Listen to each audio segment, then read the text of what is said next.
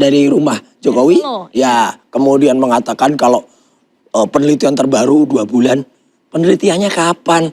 Kita tetap terus meneruskan amanah dari rakyat ini untuk membongkar yang namanya ijazah palsunya Jokowi. Tetapi Rismon sudah merendahkan dirinya pada titik yang dia sulit untuk bisa tegak berdiri, apalagi mendongak kepada masyarakat. Jadi konteks pengkhianatannya itu? Ya, dia telah berkhianat pada ilmu yang dia yakini.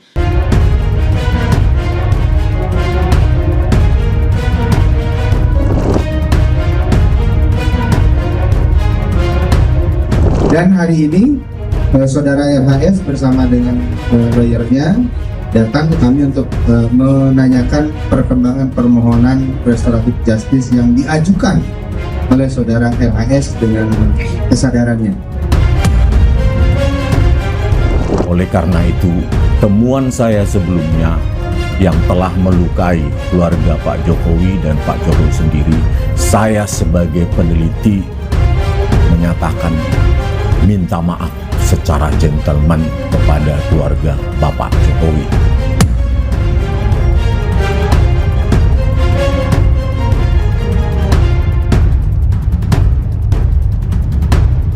Ini ada banyak perdebatan-perdebatan.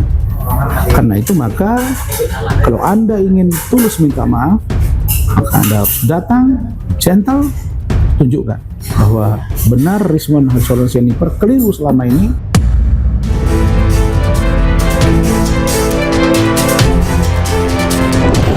Pertanyaan yang paling penting adalah ketika dia mengajukan atau meminta restoratif justice, apakah dia berada dalam kehendak bebas, ya? Apakah dia berada dalam tekanan?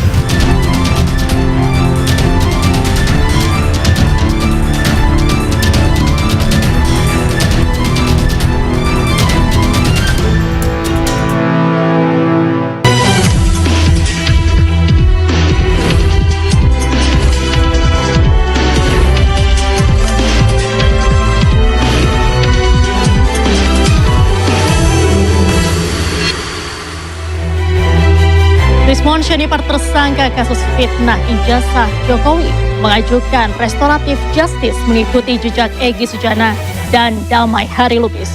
Rismon meminta maaf kepada Joko Widodo terkait penelitian yang dibukukan dalam Jokowi's White Paper. Lantas apa alasan Rismon memilih restoratif justice dan meninggalkan Roy Rismon Tiva? Apakah ada kaitannya dengan dilaporkannya Rismon ke polisi terkait ijazahnya? Saya Diandra Mukni, inilah Interupsi.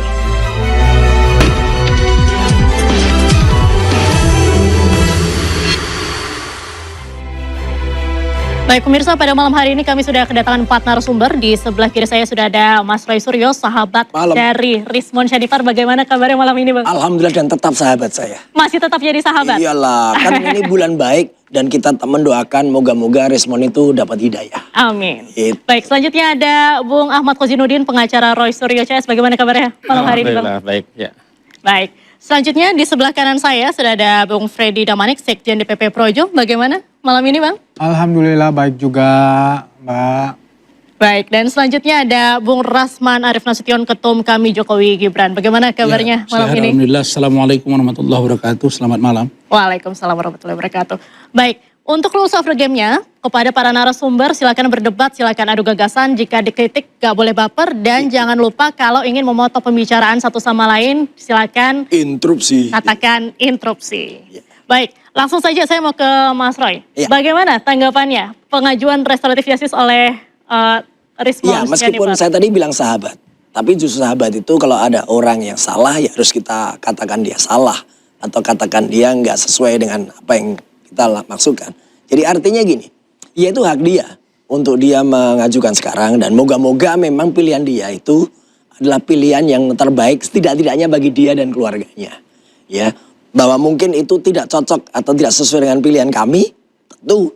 Ya, jadi makanya saya tegaskan sekali lagi, kami tetap beramanah, ya, dan itu saya tegaskan tadi siang. Saya, kemudian juga Bu Kurnia Triwiyani, tadi ada Pak Rustam, ya, ada juga kemarin saya ketemu Pak Rizal Fadilah, juga ketemu Dr. Tiva. Kita tetap terus meneruskan amanah dari rakyat ini untuk membongkar yang namanya ijazah palsunya Jokowi. Udah, itu clear. Gak ada masalahnya. Rismon mau ke sana, ke sini, begono begini. Sore hari ini katanya dari rumah Jokowi, ya, kemudian mengatakan kalau penelitian terbaru 2 bulan. penelitiannya kapan? Wong semenjak 2 bulan itu dia sibuk mengedarkan buku kok. Nggak ada kan kalau penelitian. Ya saya balikan lagi, Bang Rismon kan dulu kan kemudian sempat mengkritik rektor UGM yang kata nggak ada data, ada kan. Lah mana penampilannya juga nggak ada data.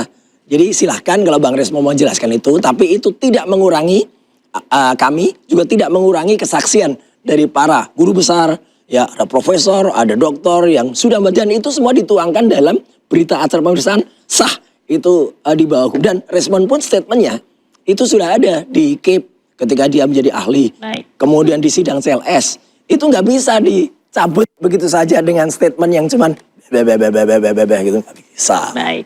Itu. Baik. Saya ke Bung Freddy, ada bocoran nggak soal tadi hasil pertemuan Pak Jokowi dan Rismon?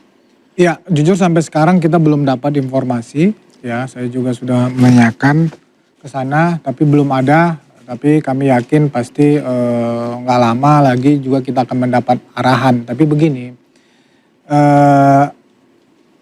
apa RJ yang diajukan Bang Rismon ini, ya itu kan hak hukum ya. Itu sekarang diatur dalam KUHP yang baru, ya ada mekanismenya. Dan kita apalagi sama saya, sama Siantarmen, respect lah dia mengajukan itu hak hukum dia. Ya cuman kan begini, kita sama-sama tahu, ya publik tahu, ya ini kalau dulu kita menyebutnya teroris, sekarang mungkin udah Roy Tifa ya sekarang karena udah nggak ada Rismonnya. Ini kan beliau-beliau ini luar biasa, ya menimbulkan 1 tahun penuh ini rame hanya karena kita publik sibuk membahas ini, ya.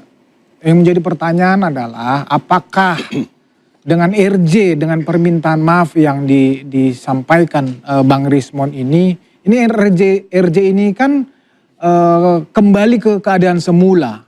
Apakah dengan RJ permohonan maaf yang diajukan Bang Rismon ini keadaan bisa kembali ke seperti semula? Apakah kehormatan Pak Jokowi, apakah tuduhan fitnah Pak Jokowi itu yang sudah menyebar luas itu, ya dengan permintaan maaf ini bisa kembali begitu saja? Tentu kami selaku pendukung Jokowi berpendapat memang sebagian besar bahkan hampir seluruhnya memang seharusnya memang ini tidak berhenti pada proses RJ. Oke, sebelumnya kan ini ada catatan dari Pak Jokowi, ada 3 orang yang tidak mau dimaafkan oleh Pak Jokowi begitu. Apakah Rismon ini kan jadi salah satunya? Iya. Pak Jokowi tentu dia konsisten di dalam pernyataannya bahwa masalah memaafkan dia pasti memaafkan, apalagi bulan Ramadan begini kami yakin 100% beliau memaafkan Bang Rismon. Tetapi seperti yang Pak Jokowi juga sampaikan bahwa ini sudah masuk ke proses hukum. Tentu proses hukum ada mekanisme yang diatur dalam KUHP saat ini, ya. Ada tahapan-tahapan, ada perjanjian perdamaian. Nanti kita lihat apakah itu ada. Yang kemudian juga di KUHP itu sendiri diatur pasal yang disangkakan itu pasal-pasal apa saja yang tidak boleh dilakukan RJ. Dan ini dengan segala hormat kepada penyidik ini harus diterapkan. Karena ini akan menjadi presiden untuk RJ berikutnya. Ya kalau mekanisme pemberian RJ itu pemberian SP3 itu tidak memenuhi mekanisme itu, maka presiden berikutnya ini akan menjadi presiden buruk. Ya. Gimana Bang? Ya, jadi benar apa yang dikatakan oleh Bang Lini. Jadi artinya gini ya, ini harus sesuai dengan hukum. Jangan sampai nanti biar kuasa hukum saya, Pak Kosinudin yang akan menyampaikan, jangan sampai statement ini muncul. Jadi ada RJ restoratif justice ala-ala Solo gitu ya gitu. Jadi semua nggak sesuai. Ala-ala Solo tuh nggak sesuai. Mau pakai KUHP yang baru atau KUHP yang lama, semua nggak sesuai. Kalau mau dipakai KUHP ya yang baru itu ada syaratnya, bahkan yang sebelumnya Egy Sujana dan DHL juga nggak masuk. Wong Egy juga pernah masuk gitu loh. Jadi nggak berlaku kan untuk orang yang pernah masuk gitu. Nah kemudian kalau pakai yang lama ya, itu juga nggak ada aturannya. Adanya waktu itu di aturan di Perkapolri. Nah jadi artinya adalah saya setuju untuk kemudian benar-benar clear. Dan kalau clear, saya kok malah kasihan pada Rismon nanti ya. Udah capek-capek. Kalau saya mungkin cuma kehilangan sedikit suara karena capek. Rismon udah kehilangan kehormatannya ya. Dengan kemudian bikin statement ya menurut saya udah 180 derajat balik itu ternyata ditolak nanti RC-nya. Ya itu, dan kasus dia itu malah dikejar lagi yang terakhir yang dilaporkan teman-temannya. Oke. Jadi kan lucu lagi gitu lah malah. Kalau dari Bang Husinuddin mana? Ya, saya pikir ini bukan sesuatu yang aneh. Ini adalah babak lanjutan dari pengkhianatan-pengkhianatan yang sebelumnya sudah terjadi. Dan saya pikir deklarasi pengkhianatan seperti ini tidak mengurangi apapun dari semangat atau spirit perjuangan, melainkan justru memperingan arah perjuangan karena tidak ada lagi orang-orang yang masih punya pandangan berbeda ada dalam barisan. Itu yang pertama. Yang kedua, saya juga mengkhawatirkan peristiwa sudah jatuh ketimpa tangga. Ya. Oke. Maksudnya adalah Rismon sudah pasang badan dengan muka lusuh, memelas kemana-mana, meminta maaf. Berbeda dengan Egy masih punya wibawa, dia tidak pernah minta maaf, tidak pernah mengatakan ijazahnya asli, masih konsisten ijazahnya palsu. Tetapi Rismon sudah merendahkan dirinya pada titik yang dia sulit untuk bisa tegak berdiri, apalagi mendongak kepada masyarakat. Jadi konteks pengkhianatannya itu? Ya, dia telah berkhianat pada ilmu yang dia yakini, dia telah berkhianat kepada kawan-kawan yang berjuang dengan dirinya, bahkan lebih jauh dia telah berkhianat kepada masyarakat rakyat yang hari ini sebenarnya menunggu persoalan ini sampai ada keputusan pengadilan yang berkekuatan hukum tetap. Sekali lagi, karena apa? Karena kalau menempuh restoratif justice, pernyataan Rismon, permintaan damai Rismon, bahkan pemberian damai sekaligus, kalaupun terbit SP3, itu tidak bisa merestorasi ijazah Saudara Joko Widodo yang bermasalah. Satu-satunya jalan yang memungkinkan bagi Saudara Joko Widodo dan juga untuk membuktikan bahwa Joko Widodo akan membawa ijazah itu ke pengadilan adalah dibuktikan dalam proses persidangan yang terbuka untuk umum dan sampai memiliki keputusan hukum yang tetap. Tapi sekali lagi, memang hari ini Saudara Joko Widodo memiliki atau membutuhkan insentif agar dirinya tidak masuk ke persidangan, agar dia tidak dipermalukan di persidangan, agar tidak terbongkar keterangan-keterangan yang hanya versi sepihak, yang belum diadili, yang belum diintersep oleh pengacara, yang belum didalami. Sebagaimana kami punya pengalaman banyak keterangan-keterangan di BAP, begitu sampai ke persidangan, semua berubah 100 derajat. Dan satu hal saja yang bisa kita kutip, Ova Emilia itu menyatakan Saudara Joko Widodo 2 kali lulus. Ada jadi tanggal 5. Anda yang dilakukan oleh Rismon ini adalah salah satu strategi Jokowi? Oh bukan,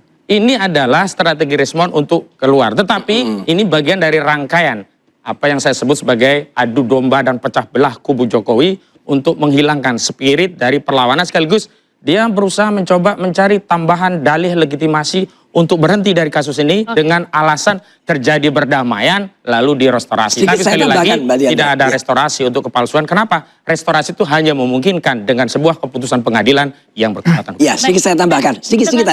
Kalau lihat statementnya yang terbaru dari Rismon, bukan yang semalam ya. Betul tadi kata Mbak Dianja, Rismon tuh pengen keluar dari ini.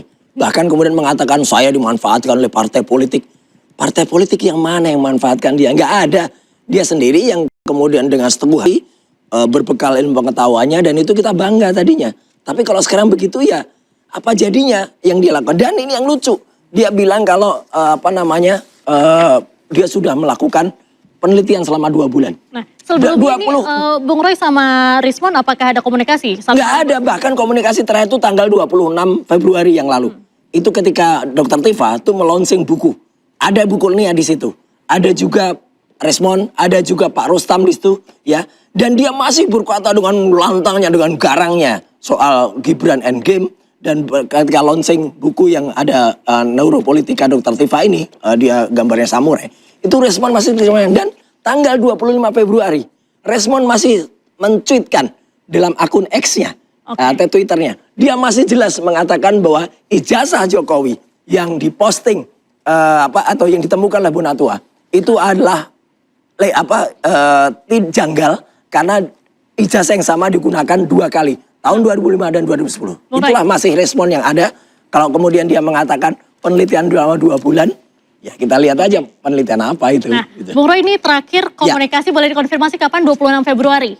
Komunikasi langsung saya dengan Rismon kira-kira ada 4-5 hari yang lalu. 4-5 hari lalu? Nah, itu soal minggu buku. lalu berarti ya, ketika Rismon dilaporkan terkait ijazah, ini Bung Roy apakah ada komunikasi juga? Sempat, terus terang, seminggu yang lalu ketika saya hadir di sini, kita ketemu membahas ijazahnya Rismon. Responnya gimana? Itu sempat Rismon tuh meminta saya dan Mas Refli Harun waktu itu batalkan aja Bang gitu. Tampil diinterupsi. Saya bilang lu nggak bisa kok dibatalkan. Ini adalah kesempatan untuk membela kita gitu loh, kok dibatalkan. Ya nggak mungkin, itulah. Baik. komunikasi. Nah, kalau dari Bang Rosman, Baik, tanggapannya gimana? bismillahirrahmanirrahim. Terima kasih. Saya pikir ya, apa yang terjadi hari ini dengan Rismond sejak kemarin, saya intens berkomunikasi, mungkin Projo juga saya tidak tahu ya. Tapi secara pribadi saya komunikasi ke Solo. Dan seharusnya menurut saya, malam hari ini kita tidak lagi pada posisi menduga seseorang, menambah dosa bagi kita, seolah-olah Pak Jokowi ini menunggu dan takut di persidangan. Saya dapat data dan akan saya sampaikan di sini. Begitu Rismond kemarin beredar informasi menyatakan ingin restoratif justice, saya dikirimin begini. Pertama, Pak Jokowi tidak pernah mau memenjarakan seseorang. Itu pernah disampaikan juga oleh Pak Jokowi. Yang kedua, kembali kepada maksud dan tujuan Bapak membuat laporan polisi karena beliau tidak mau terjadi hal yang serupa yang akan dialami dan tertimpa kepada pejabat-pejabat lain, presiden, wakil presiden, menteri, gubernur, bupati, kepala daerah dan lain-lain. Yang ketiga, yang beliau laporkan kepada pihak kepolisian itu adalah sebuah peristiwa yang diduga merupakan perbuatan melawan hukum sehingga penyidik melakukan penyelidikan dan penyidikan serta menemukan barang bukti hingga penetapan tersangka. Yang keempat, jika memang ada pengajuan restoratif justice dari pihak tersangka yang sudah ditetapkan oleh penyidik sebagai insan manusia, tentu Bapak Jokowi akan mempertimbangkan hal tersebut secara bijaksana. Saya sampaikan memang sebulan yang lalu bahwa memang untuk RRT ini sudah tidak ada maaf. Tapi minggu lalu juga saya sampaikan bahwa ini hari baik, bulan baik, Ramadan. Kalau terbuka hati dan pikiran para tersangka ini, saya yakin Pak Jokowi memaafkan. Maka tadi pun saya komunikasi benar bahwa ada pertemuan dengan Pak Jokowi dan Rismond menyatakan permohonan maaf. Apalagi yang paling gentle dari seorang Rismond. Dia mengatakan siap ya menerbitkan buku atau antitesa dari apa yang telah dia buat. Maka dalam pikiran saya, kalau Jokowi white paper, 3 orang penulisnya, 1 orang menyatakan bahwa dia salah dalam menganalisa, sehingga ongoing yang dia maksud adalah hari ini terfakta bahwa Jokowi, ijazah Pak Jokowi adalah asli, maka saya menyarankan agar nantinya di persidangan seorang Rismond kalau sudah SP3 misalnya menjadi ahli bagi kasus ini, bagi kepentingan Pak Jokowi. Kira-kira begitu. Baik, pemirsa kita masih akan terus mendalami apa alasan dari pengajuan restoratif justice oleh Rismond Syarifar. Usai jeda kita akan kembali, tetaplah di Interupsi.